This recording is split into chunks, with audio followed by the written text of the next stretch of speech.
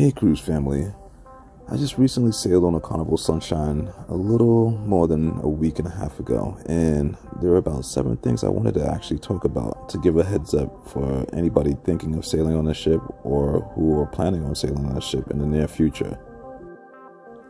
First off, the Carnival Sunshine, formerly known as the Carnival Destiny, is currently Carnival's oldest ship, and for an old ship, or its oldest ship in a fleet, it's actually quite nice. It's a beautiful ship, it's actually spacious, and it doesn't feel cramped, at least not in my opinion.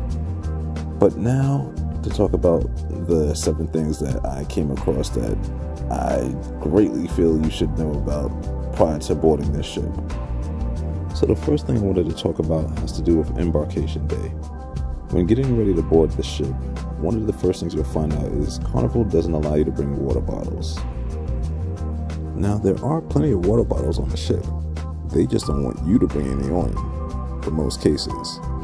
Now, as you can see here, the water bottles that have the red tags on them, those are water bottles that came in complimentary for me because I'm a gold member. And I believe if you're gold or higher, you get those in your stateroom too prior to boarding. Now, the water bottles with the white and blue tags on them, those are not complimentary. They cost about $4.50 each, at least at time of recording.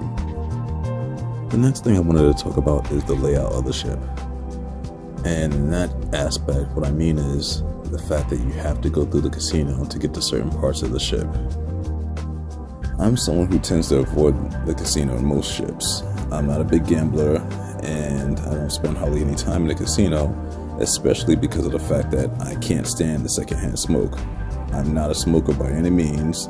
Nobody in my family's a smoker, and I just try to avoid it at all costs. But on this particular ship, it's kind of hard to do because to get to certain parts of the after the ship or the back of the ship, you have to go through the casino.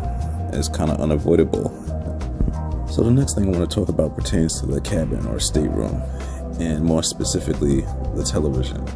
Now, although the channels are limited and stuff, what I normally tend to do is mirror anything I have on my phone or tablet, such as like say Netflix and such. But on these TVs, unfortunately, that's not an option.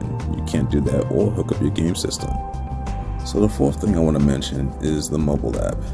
Now, I've sailed on MSC, Royal Caribbean, Princess, Norwegian, and a few others, and I've used the mobile app on most of those lines. Now, most of those apps pretty much run the same way, or really similar to this Carnival app. They all pretty much give you the itinerary for the day and even future days.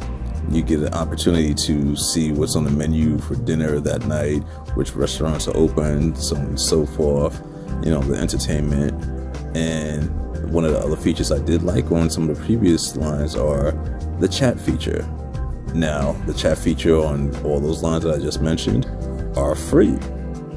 Carnival, on the other hand, charges you, as you see here, a one-time $5 fee for you to chat with your party. And I get it. Everybody's trying to make a buck. But to nickel and dime you for every little thing, especially when all those other cruise lines that I just mentioned have the same features but literally for free, it kind of seems like, you know, a bit of a disappointment on Carnival's end, at least in my opinion. But besides that, the app is pretty standard, and in my opinion, I would say is fairly reliable.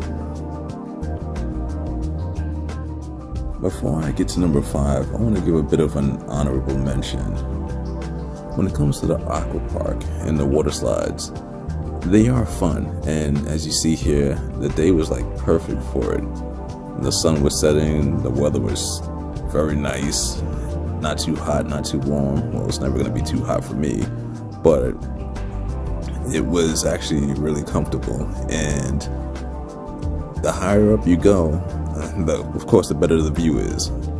Along the way up, I would stop periodically just to take in the sights and just see the endless ocean all around. Just appreciate, you know, my surroundings and just where I'm at and stuff. Like I said before, this ship is beautiful, and the Aqua Park is no exception. as you get higher and higher, the view gets better and better. You get a better view of the whole ship and such, and you can appreciate things like that sunset, and it's nice. I did try to take the time to just look around and just really appreciate everything. And I figured, okay, you know what? By the time I get to the top, what I'll do is I'll take my phone, have it in my waterproof pouch, and then I'll film the ride down on the water slide, and that should be cool and fun. But to my surprise, by the time I got to the top, I come to find out you can't have your phone.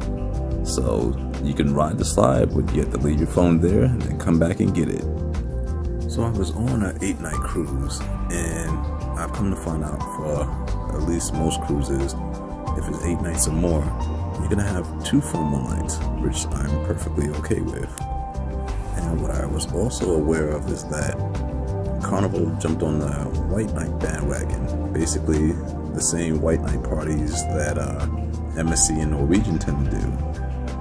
But what I couldn't understand is why Carnival would put their white night on the same night as their formal night. So basically, you got your regular clothes on, then you got your formal clothes, then you change out of that and go into your white night party clothes, and then either you stay in those or you go back into some regular clothes. It didn't really make any sense to me. So I walked around for a bit to see people either in their white night party clothes or their formal clothes or neither. And I didn't understand why that would be the case on Carnival's part, because the night before would have been a perfectly good night for the white night party or formal night. But why put them on the same night? That part just didn't make any sense to me. I don't know if that's something they always do, but they did it on this cruise. So the 6th thing I want to talk about is something that I heard rumors about, but I wasn't sure if it got started yet, and sure enough it did, which is the 3rd entree isn't free. Now, I know that might seem like a gluttonous American thing, and you're probably right, but I don't know, I can eat despite my size, and I wasn't, turned off by this, but it's just something that kind of caught me off guard. And I get it, there were a couple of reasons why Carnival probably did this. One is to kind of alleviate waste, because some people will just get, a 3rd entree and be like, and take one bite. I didn't like this, send it back, and then, of course, the second reason is just to penny pinch and make more money off of that. But either way, I was unaware that that was going to be the case on this particular cruise, but it was. And the last and definitely not least fact that you should know is the heat, or lack thereof. During the summertime, the ship is probably awesome, and there's probably little to no complaints. But during the wintertime, oh my gosh, you see that thermostat? When it comes to heat, it does nothing. I thought my thermostat was broken, but multiple staff members reassured me that nope, it's just that the ship itself has no heat. In fact, here's me in day 2. One thing they don't talk about on these YouTube videos with the ship tours and everything for the Carnival Sunshine is be careful leaving in the wintertime, because this ship is cold with no heat and it's freezing. We're going to the tropics, so we should be getting some heat in the next day or so, but in the meantime, dress like you live in an igloo, because that's what it feels like right now. It was 34 degrees in Norfolk coming and going, so you can only imagine how the ship felt. So here's your warning now, dress for it. Dress for the Caribbean as well, but be prepared so you don't end up looking like these guys.